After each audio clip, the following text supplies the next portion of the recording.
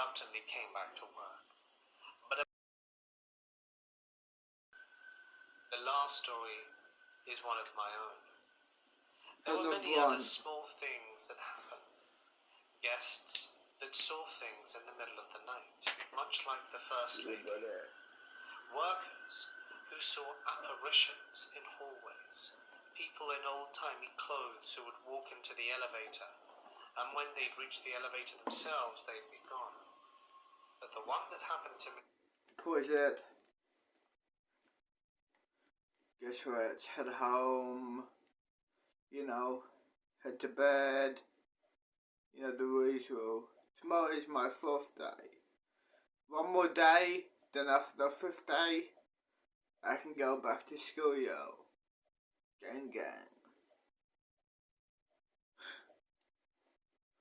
Let's go, my G. Jump over here.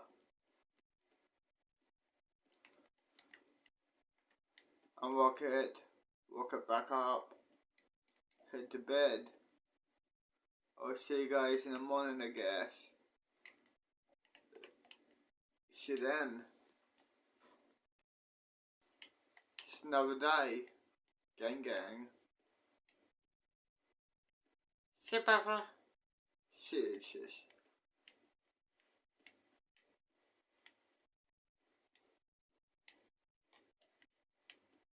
Unlock it back up. Let's go chill. I don't want to chill at the fucking, graveyard. I want to chill somewhere else.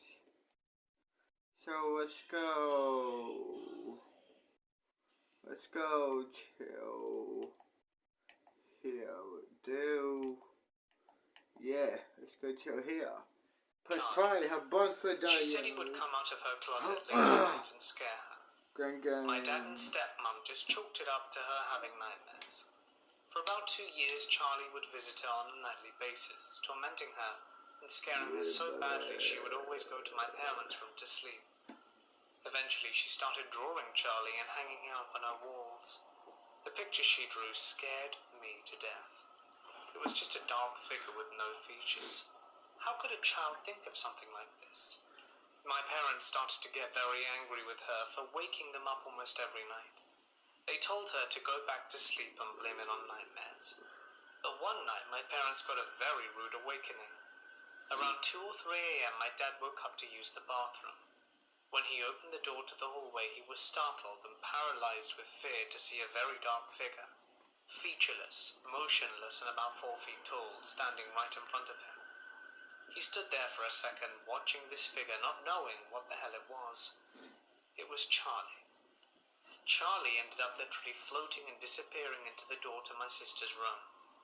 He never again doubted why my sister was so scared of what she saw every night, and we ended up moving a few months later, and my sister, fortunately, has not seen Charlie since. I'm a 13-year-old boy, and I go to a sports club to practice badminton. One day after... The world of sport is a fickle, ever-changing beast, but you'll be ready. Download the app and see for yourself why Bet365 is the world's favorite online betting brand. Gamble responsibly. And I see 2 bright eyes reflecting the light outside the light, looking at me about 20 feet away. The eyes were well above any human size and were large, about...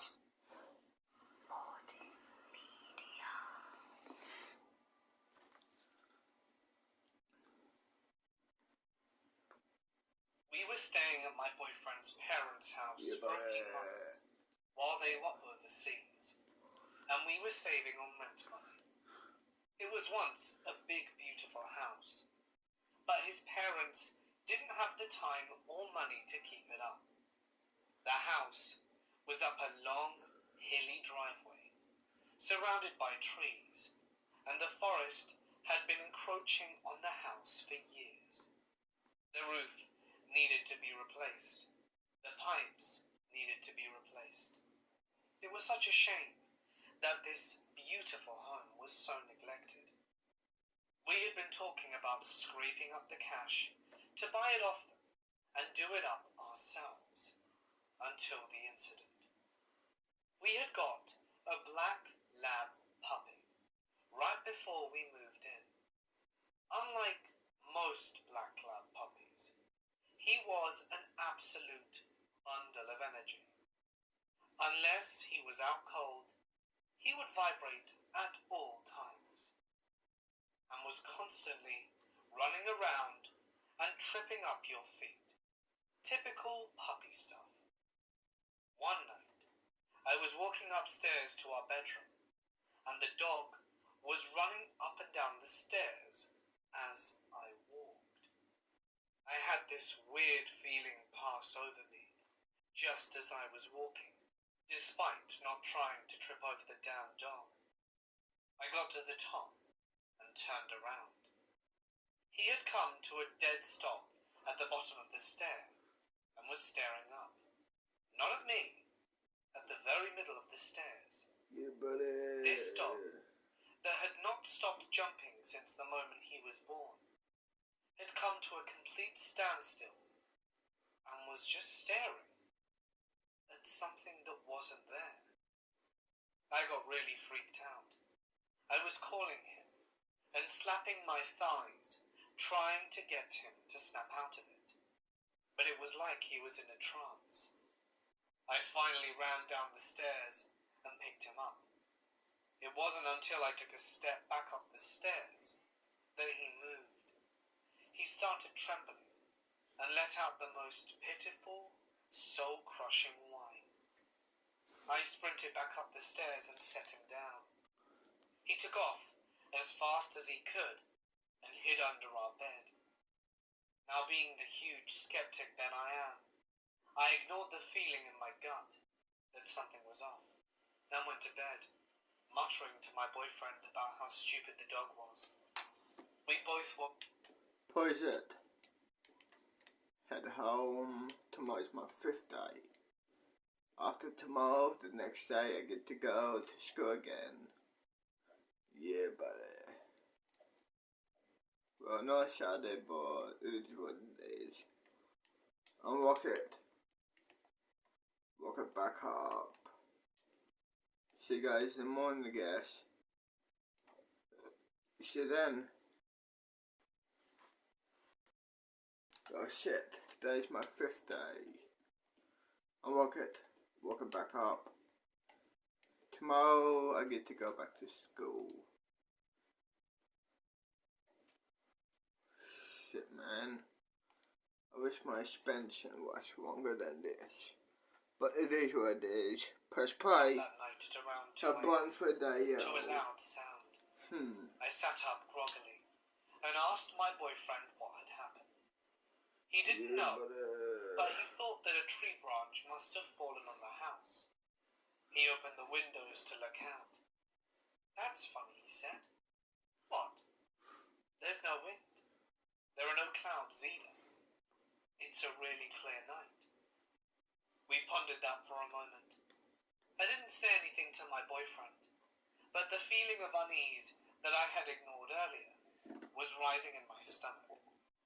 Holy shit, he whispered. I stared in disbelief. There was a bluish light flashing outside the house. My first instinct was that it was someone coming to rob us. After 4 or 5 flashes, the light disappeared. I asked him in a low whisper if he thought it was a flashlight. He said he didn't think so. It was too bright and such a weird color of light. At that moment, the light flashed again, brighter and bluer. It illuminated our whole room for about a second. It stopped, and we were again in total darkness. Neither of us spoke. The dog started to whine under the bed. I hadn't even noticed he'd gone back under there, and it was the same sad, low whine as before. My boyfriend got down on his knees and began pulling the dog out. That's when we heard the most terrifying noise I will ever hear in my life. The room down the hall from us had But previously number one. been his dad's office. They had taken their computer when they left, so all that remained was a bookshelf, a few boxes, and an old printer. There was not a new printer, the light, and sure enough, the printer was sat where it had been left. Only the plug had been awkwardly extended across the room and was plugged into the socket closest to us. He reached over and ripped it out. The printer died. Without a single word, we grabbed the still trembling dog and ran downstairs and got into the truck. We showed up at my boyfriend's friend's house a few minutes later and told him we needed to spend the night. When he gave us a look, my boyfriend told him that this was a no questions asked request. He shrugged, got us some blankets, and went back to sleep. We have never discussed this with anyone else, and we only discussed it with each other a couple of times in the day afterwards. There was so much we couldn't rationally explain that we just dropped it. We went back to the house the next day and grabbed our things. I told my parents that the plumbing had finally given out, and we went to stay with my parents while we looked for something else. We never spent another night in that house. I think there is something. Let's pause it. Head to bed. Tomorrow is going to be my first day back at high from school, you know what I mean? Back at school, yo. I'll walk it back up. Get to my room. Here we are. See you guys in the morning. 5 in the morning. I'll walk it back up. Well, my first day back from being suspended for 5 fucking days. But it is what it is. First class for the day should be over here. Good morning, class.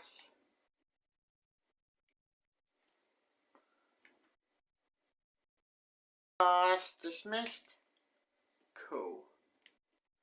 My second class for the day should be upstairs, yo. Okay, my second class for the day should be over here. Good morning, class. Class dismissed. Cool. My last class for the day into the afternoon is this class here. Good morning, class. Good morning, class, I mean. Okay, class dismissed. Have fun at break. Cool, yo. Gang, gang.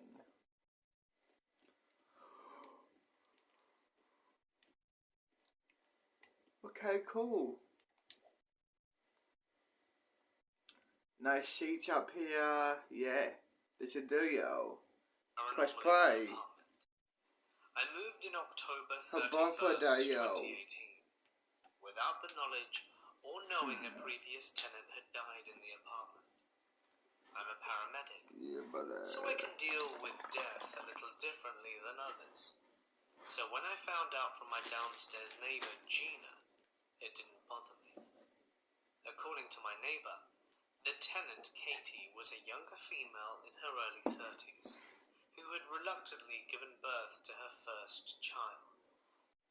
Gina said Katie was a nice woman, but had history of drug abuse and had an abusive boyfriend who was also her drug dealer. Shortly after, Katie gave birth to her child, and she was found dead in the apartment from a heroin overdose while holding the baby. I did not ask specific details of where she was found, because that I didn't want to know. I work night shift, so I am usually sleeping during the day, unless it's the days off where I try to turn myself around and be a normal human being to interact with the world at daytime. For the past month and a half, I've been waking up between 3 and 3:30 and can't explain why. Sometimes I will have to use the bathroom, and other times I just wake up and am unable to go back to sleep. About a week ago, something eerie happened. I was asleep in my bed with my dog and cat when I woke up to what sounded like a woman screaming bloody murder in my ear. It didn't jolt me awake or startle me. I was more confused than anything. Afterwards, I was unable to fall back asleep and just stayed awake until the afternoon because I worked that night. And when I looked at the time, I noticed it was 3:13 a.m. I got home after work at around 8 a.m. I laid down and had trouble sleeping because my downstairs neighbor Gina and her husband Robert were pulling up carpet and pounding on the walls with what I can only assume was a hammer for 6 hours, because when I woke up at 2 p.m. they were still at it. I attempted to go to sleep around 10 p.m. that night, but probably fell asleep at midnight. I woke up at 3:12 a.m., annoyed not being able to fall back asleep, but something was off this night. I sleep with my door cracked open, so that the cat can come and go as it pleases, and I've never had an issue with it until this day. I felt as if someone was watching me in the hallway. I then rolled over and scrolled through Facebook for about an hour and a half and decided to go run a bath. I got out of the bath at 5 a.m. and walked into my bedroom when I heard a sound at the front of the apartment. I can't really describe the sound, but if anything it sounded like a thud. I walked out of my room and into the front of the apartment and saw that the light cover to my kitchen light was hanging. I thought it was odd, but really didn't pay attention to it and put it back. I took my mum to breakfast that morning and decided to tell her what I had experienced. She knows about Katie's passing in the apartment, and she has also experienced paranormal activity personally. My mum kind of shrugged it off and said I have difficulty sleeping due to working nights, that a light cover falling isn't a big deal. Respectfully, I agreed. After breakfast, we went to the grocery store, and I returned back to my apartment. And my brother came over to help bring up all the groceries because I live on the second floor, and no one likes doing multiple trips to get groceries out the car. While I was finishing, my mum called me and asked where I was. When I told her I was still at my apartment, she asked if I was messing with her. Confused, I said no and asked why. At that point, my mum told me to hurry up and get to her apartment. When I arrived, my mum was in her bedroom looking visibly nervous. She was supposed to have come and inspected her sprinkler that day in her apartment, and so she had her bedroom door shut. She said that while she was laying in bed, someone knocked hardly on her door 3 times, causing the entire door to shake. After opening the door, she noticed no one was there. She said that she checked the entire apartment, and no one was in it, and that the front door was still locked. Trying to recreate the sound and shaking of the door, the only possible way was if someone knocked directly on her bedroom door with force. After leaving my mum's apartment, I went back to mine, and once I met the front door, I had an uneasy feeling. I can't explain why, but as soon as I got up to the door, it just felt like a negative energy. I went in, greeted my animals, and decided I was going to take a nap, due due to barely getting any sleep the night before. I went into my bedroom, which is in the very back of the apartment, and went to lay down. My dog followed suit and jumped on the bed and came to her spot. She sleeps in the same spot every time we go to bed, which is at the top of the bed right next to me. I noticed when she jumped on the bed, she was slow to get to her spot. What she did, she immediately looked up at the ceiling above my head, prompting me to look and see if there was a bug. There was nothing. My dog proceeded to look at the ceiling and look away for short periods of time. Approximately 20 minutes before, she refused to sleep in her spot and went to the end of the bed to lay down, still looking at the ceiling. I was unnerved, but somehow managed to fall asleep. When I woke up about an hour later, I was drenched in sweat, like you would have to be breaking a fever. I kept my apartment at 68 degrees Fahrenheit during the summer. I have a fan on me and sleep in light clothes. I usually get cold and do not wake up hot, so I thought this was odd. Later that night, I had a friend over and we were sitting on the couch watching movies. Let me explain the layout of the living room. When you walk through the front door, you're immediately met by a wall. If you look to the right, there is a closet, and if you look to the left, the living room is right there. I have a sliding glass back door that leads to the balcony, with the blinds that almost every apartment complex has. I have a large sectional couch, and the only way for it to fit is block that back door. At around 2:30 a.m. while watching a movie, horror of course, we heard 2 knocks directly behind our heads on the back door.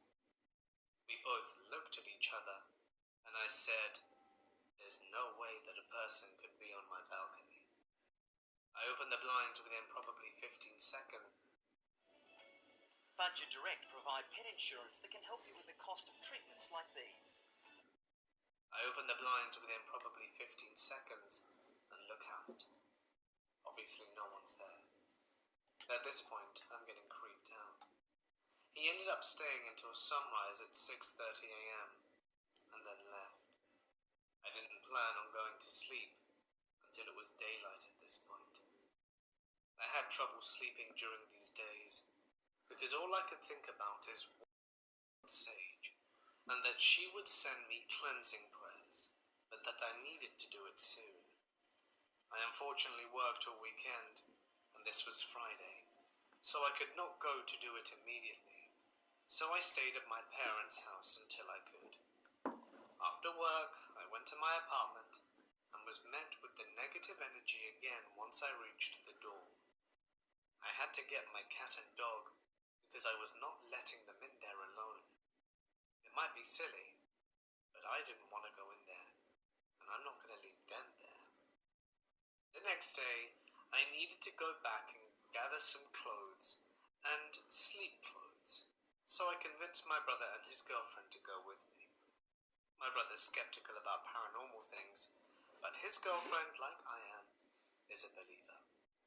I take it seriously to not provoke or enrage with a spirit, so I had chosen to ignore. Unfortunately, my brother did not get this memo, and as we were walking up to the door, my brother said, "Maybe I'll believe it if it moves the blind or something." I told him not to taunt it, but he didn't listen.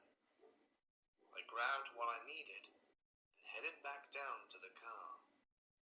When I got to the driver's side door, something was telling me to look up at the balcony. And when I did, the blinds were moving back and forth. I looked over at my brother and his girlfriend and said, "Do you believe me now?" And the look on their faces confirmed that they saw the exact project. School is over for the day, yo. Head downstairs. Head home. You know? a normal day at school, yo.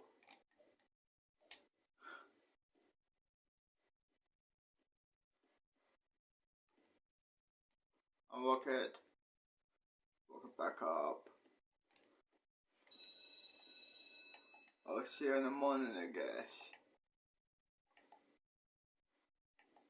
See you then. Right, it's 5 in the morning. Head to school, unlock it. Lock it back up. First class for the day should be upstairs on the third floor, I mean. On the second floor, the third floor. Stairs. First, second, third. Okay, first class for the day is this class here. Good morning, class. Class dismissed. Cool. My second class is class here. Good morning, class. Let's go at the back. Yeah, here. Class dismissed. My last class is this class here. Good morning, class. Okay, class dismissed. Have fun at break. Cool, it's break time, yo. Let's go down and chill somewhere. Jump, why not? Gang, you hood. Let's go turn the Rockies here, can. Let's go chill. Here, will do. Okay.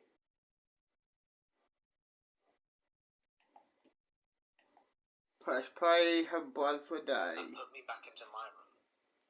This was when I started to sleep under the covers, with a light on, until I was 19. Buddy.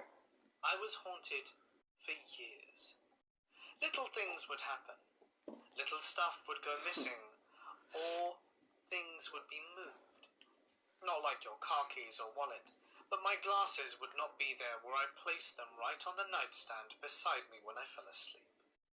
They would all of a sudden be downstairs on a counter or in a cupboard. I would feel like something was watching me from time to time. And not that normal sixth sense stuff you feel when someone is watching you. Completely different level.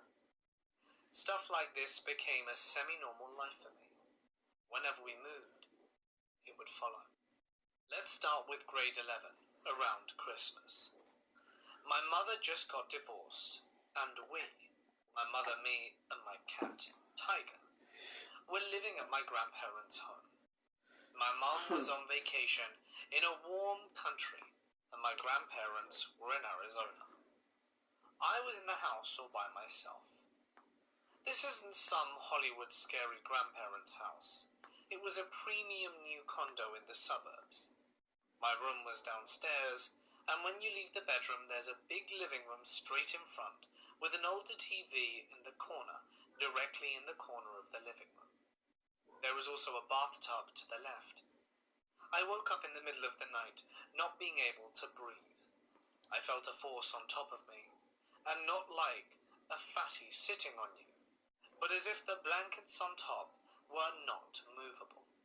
That feeling I mentioned about something watching you was now stronger than it ever had been. The door, which I had closed, was wide open, and all the lights were off, including the lamp. I always leave it on when I go to sleep. I always leave it on. I was terrified. This was the scariest moment of my life. Then all of a sudden, Tiger, my pet cat, jumped on my bed, all bushy-tailed and hissing. The lights turned on by themselves, and I was relieved by, which is my best guess, it. Tiger jumps off the bed and stays in the bedroom at the door, staring all bushy-tailed and hissing at this corner of the living room where the TV is. It's pitch black, and I felt it instantly when I looked into the corner. This horrible, intent feeling. Like when someone you hate is looking at you with the intention to kill. This corner of the living room should have been lit up from the light in the bedroom, but it was pitch black. I had to call my uncle and tell him I needed him to pick me up right away. He had to come to my bedroom to behold me in underwear, because I was too scared to get dressed in case it came after me again. Tiger's eyes didn't leave the corner of that room until my uncle came back. My uncle got mad at me when I told him the reason he had to wake up to get me. Thankfully, by this time, my mum already believed me. And I'm 17, ladies and gents. A fully grown young man had to call his uncle to get him. My best thoughts on Tiger saving me was that the ancient Egyptians believe about cats. Look it up. I think there's a little truth in everything. My memory gets a little fuzzy here.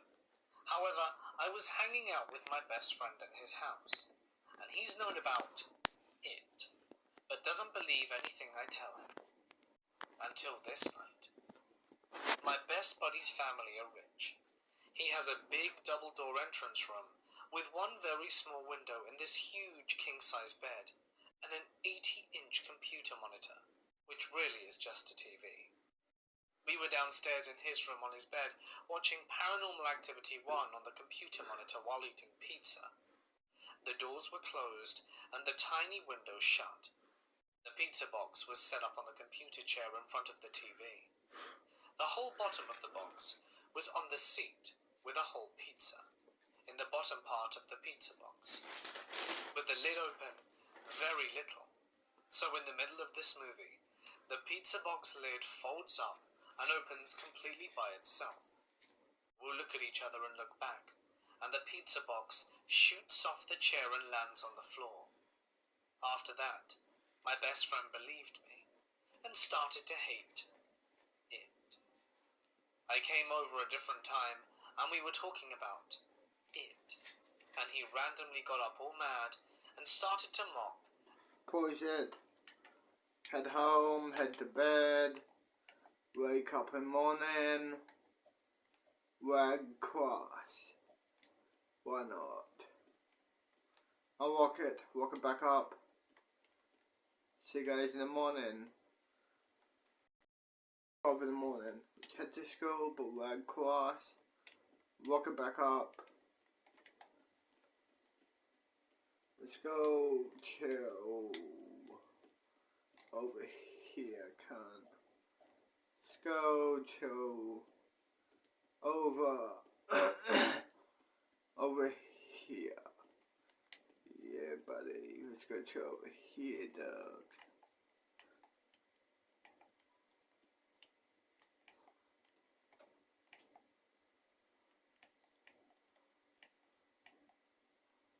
Press play. And attempt to talk to it by yelling into the air. He said something along the lines of, "Leave my friend alone, you coward," blah blah blah.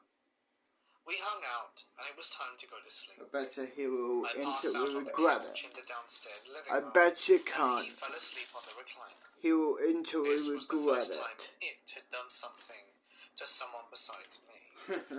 I was already half asleep when all of this happened. So this story is what he had told me the next morning, which I remember some parts of.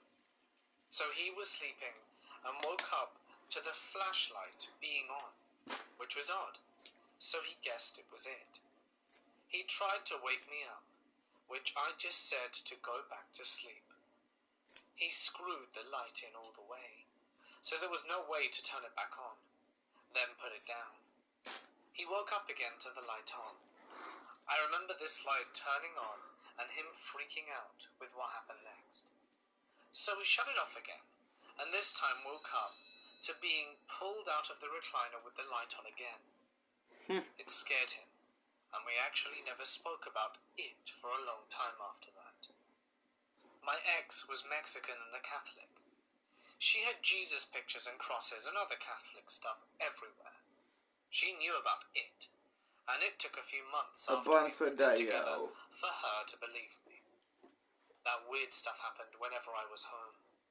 After she believed me, she wanted to go to a card reader who was a friend of hers. She promised that she didn't say anything about it to the card reader or anything pertaining to scary stuff. However, this card reader was horrified by the card she drew. She said something was following me, which I already knew. I'm a Dutch girl in her early 20s. When I was younger, I had a best friend. We met in kindergarten and were immediately close. She was Ukrainian, but had moved to the Netherlands at the age of 5. When we were about 13 years old, she started to get a little bit rebellious. One day, I was sleeping over at her house, and her mother had to work until the middle of the night.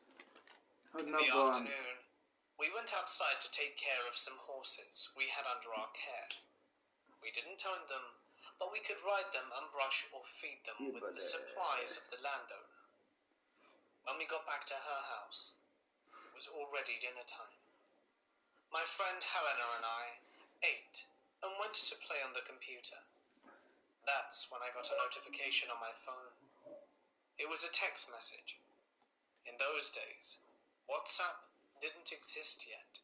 It was the typical teenage grocery shopping. We brought some snacks and energy drinks.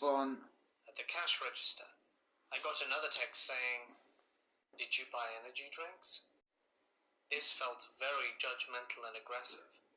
And being stupid teenagers, we did not take well to that, so we sent back, "Yeah, got a problem with that?"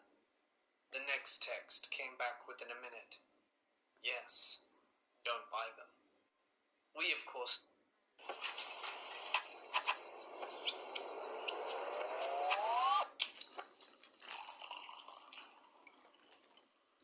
Fuck off. ignored the message and bought the energy drinks anyway. We then walked around our village and sat down at some swings near my friend's house, drinking our drinks. We then got a message. It said, "No." We got a little suspicious there, as it seemed to know what we were doing at all times, like it was watching us. We went into her house, closed the curtains, and thought that that was that. But when we were inside, the strange occurrences got stranger. My phone kept sending me messages with some strange signs, like the ampersand and the percentage sign. I still remember that very clearly, because it looked like dead smiley faces. We got very creeped out by this, but the messages kept coming in, fast, one after another. We wanted to tell our friends about this, so we started up her computer and the app MSN. But when we tried, I guess I'll see you a month later, a week later. Who the fuck knows? I'll see you whenever the fuck I see you, I guess. Bye.